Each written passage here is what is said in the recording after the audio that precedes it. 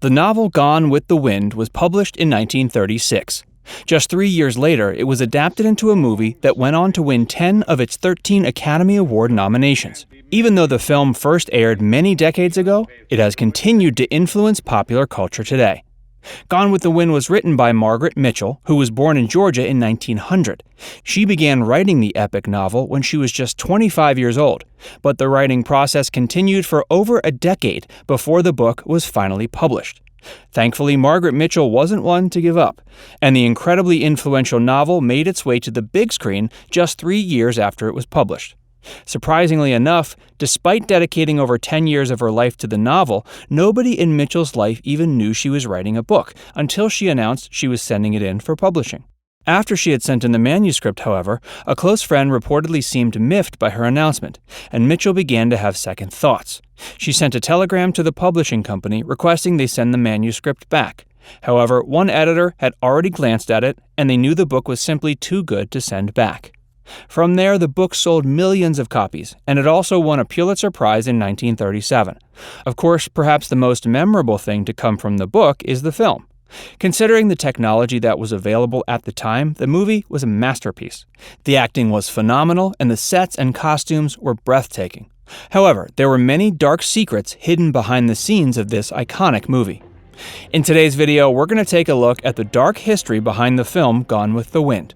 Make sure you stick around until the very end, where we'll reveal the horrible wage disparity between the actors.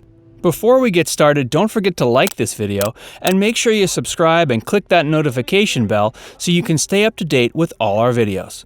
Facts First presents The Dark Secrets Behind Gone with the Wind. It set a record for publication rights.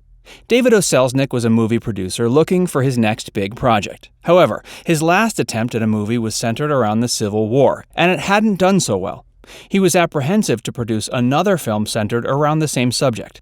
Unfortunately, Selznick found himself in a bind.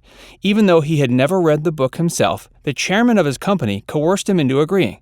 Ultimately, he ended up purchasing the film rights for an amazing sum of $50,000 in 1936, the same year the book was initially published.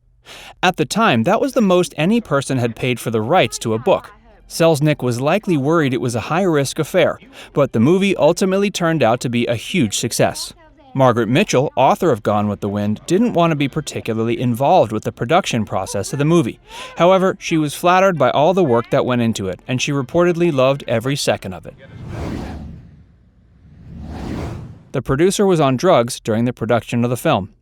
David O. Selznick was a force to be reckoned with during the production of Gone with the Wind. This can likely be attributed to his frequent use of drugs throughout the process. One actor, Evelyn Keyes, remarked that Selznick was taking pills like popcorn. Selznick was under a lot of pressure, as Gone with the Wind had the highest budget of any movie at the time. If it was a flop, Selznick would be out millions of dollars. As a result, he began abusing prescription drugs as well as speed. The drugs made Selznick feel more confident in his abilities as a producer, but they also made him meddle with every aspect of the film. This made the process extremely difficult for the actors and crew members, who were subjected to irregular shooting times and hours of Selznick's nitpicking.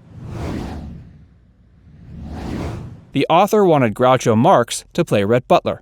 Rhett Butler is described as being tall, dark, and handsome, as well as unfailingly charming and witty. Despite claiming she wanted no part of the production process, author Margaret Mitchell still admitted she would have liked comedian Groucho Marx to play the coveted role of Rhett Butler. However, actor Clark Gable was the first choice for producer David O. Selznick. Gable was struggling through a divorce, and he was left with little money as a result. So he begrudgingly accepted the role, even though he later said he never wanted it in the first place.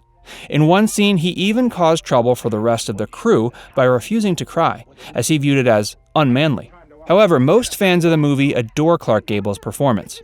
If you think Clark Gable was a better choice than Groucho Marx, click the like button to let us know. David O. Selznick fired the first director. The first director of the film Gone with the Wind was George Cukor. However, he and producer David O. Selznick had much difficulty getting along. Many of the arguments can likely be attributed to Selznick's penchant for meddling in every aspect of the film. Finally, Selznick fired him, claiming that George Cukor was working too slowly. However, another darker theory suggests that George Cukor may have been fired due to his sexuality. He was openly gay, something actor Clark Gable was reportedly bigoted against. The true reason why he was fired, however, might remain a mystery forever. Vivian Leigh was lucky to get the lead role. Actress Vivian Leigh was one of 1,400 women considered for the lead role of Scarlett O'Hara. However, she struggled nearly every step of the way to attain the role. While Scarlett O'Hara is an American and speaks with a deep Southern accent, Vivian Leigh was from Britain. During her audition, she had a bit of difficulty finding the right dialect to speak in, and she almost blew it entirely when she started speaking more like a Yankee than a Southerner. However, she found her footing and was ultimately cast in the coveted role. When word got out a British actress was cast to play a Southern belle like Scarlett O'Hara, there was a lot of backlash. One group in particular, who called themselves the Daughters of the Confederacy, was extremely offended. They campaigned to have the casting changed, but they were unsuccessful. For Vivian Leigh, the process of playing Scarlett O'Hara was no picnic. She was forced to wear an exceptionally uncomfortable corset during much of the film, and producer David O. Selznick made her wear even more uncomfortable tape that would make her cleavage more visible. Furthermore, Vivian Leigh struggled with bipolar disorder, and she dealt with heavy mood swings when she was under stress. Still, her final performance in the film was amazing, and her iconic monologue halfway through is still quoted by fans today. The most iconic line of the film was almost changed. Nowadays, it's quite easy to insert swear words into movies and even television shows. Back in the 30s, however, rules were far more strict. In the most iconic moment of the book, Rhett Butler says to Scarlett O'Hara, "Frankly, my dear, I don't give a damn." The Hays Code, which was established in 1934, applied a rigid set of moral guidelines to many American films until it was eventually disbanded in 1968.